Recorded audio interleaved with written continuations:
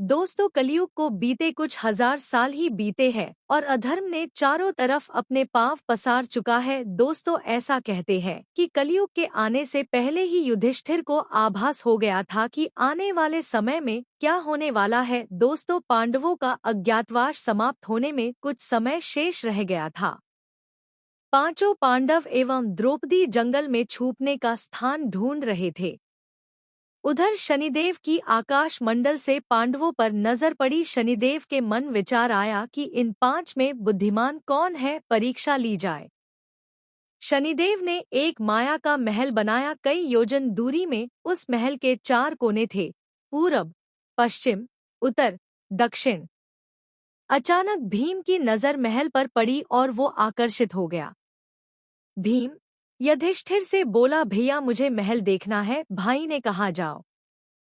भीम महल के द्वार पर पहुंचा। वहां शनिदेव दरबान के रूप में खड़े थे। भीम बोला, मुझे महल देखना है।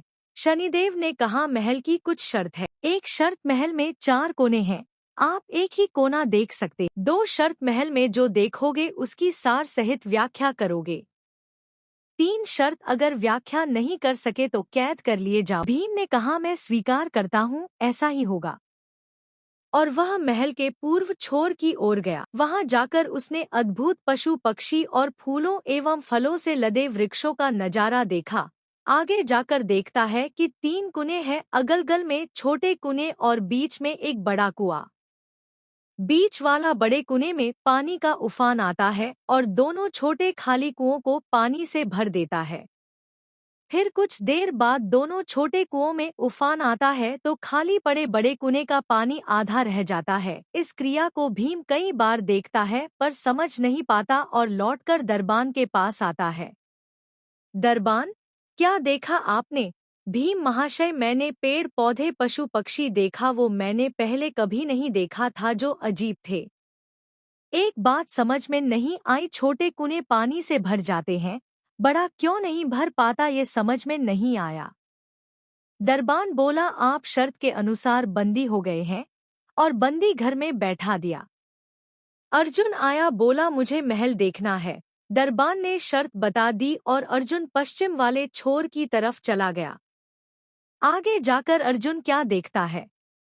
एक खेत में 2 फसल उग रही थी, एक तरफ बाजरे की फसल, दूसरी तरफ मक्का की फसल। बाजरे के पौधे से मक्का निकल रही तथा मक्का के पौधे से बाजरी निकल रही। अजीब लगा, कुछ समझ नहीं आया, वापस द्वार पर आ गया। दरबान ने पूछा, क्या देखा? अर्जुन बोला, महाशय, सब कुछ देखा पर बाजरा और मक्का की बात समझ में नहीं आई। शनिदेव ने कहा, शर्त के अनुसार आप बंदी हैं। नकुल आया, बोला, मुझे महल देखना है। फिर वह उत्तर दिशा की ओर गया। वहां उसने देखा कि बहुत सारी सफेद गायें जब उनको भूख लगती है तो अपनी छोटी बछियों का दूध पीती है। उसे कुछ समझ नहीं आया, द्वार पर आया। शनिदेव ने पूछा, क्या देखा? नकुल बोला, महाशय, गाय बछियों का दूध पीती है, यह समझ नहीं आया, तब उसे भी बंदी बना लिया। सहदेव आया, बोला, मुझे महल देखना है और वह दक्षिण दिशा की ओर गया अंतिम कोना देखने के लिए। क्या देखता है? वहां पर एक सोने की बड़ी शिला एक चांदी के सिक्के पर टिकी हुई, डगमग डोले पर गिरे नहीं, छूने पर भी वैसे ही रहती है। समझ नहीं आया, वह वापस द्वार पर आ गया और बोला, सोने की शिला की बात समझ में नहीं आई, तब वह भी बंदी हो गया। चारों भाई बहुत देर से नहीं आए, तब युधिष्ठिर को चिंता हुई, वह भी द्रौपदी सहित महल में गए। भाइयों के लिए पूछा, तब दरबान ने बताया, वो शर्त अनुसार बंदी है। युधिष्ठिर बोला, भीम, तुमने क्या देखा? भीम ने कुएं के बारे में बताया। तब युधिष्ठिर ने कहा, यह कलयुग में होने वाला है। एक बाप 2 बेटों का पेट तो भर देगा, परंतु 2 बेटे मिलकर एक बाप का पेट नहीं भर पाएंगे। भीम को छोड़ दिया। अर्जुन से पूछा, तुमने क्या देखा? उसने फसल के बारे में बताया। युधिष्ठिर ने कहा, यह भी कलयुग में होने वाला है। वंश परिवर्तन, अर्थात ब्राह्मण के घर शूद्र की लड़की और शूद्र के घर बनिए की लड़की ब्याही जाएंगी। अर्जुन भी छूट गया। नकुल से पूछा, तुमने क्या देखा? तब उसने गाय का वृतांत बताया। तब युधिष्ठिर ने कहा, कलयुग में माताएं अपनी बेटियों के घर में पलेंगी, बेटी का दाना खाएंगी और बेटे सेवा नहीं करेंगे। तब नकुल भी छूट गया। सहदेव से पूछा, तुमने क्या देखा?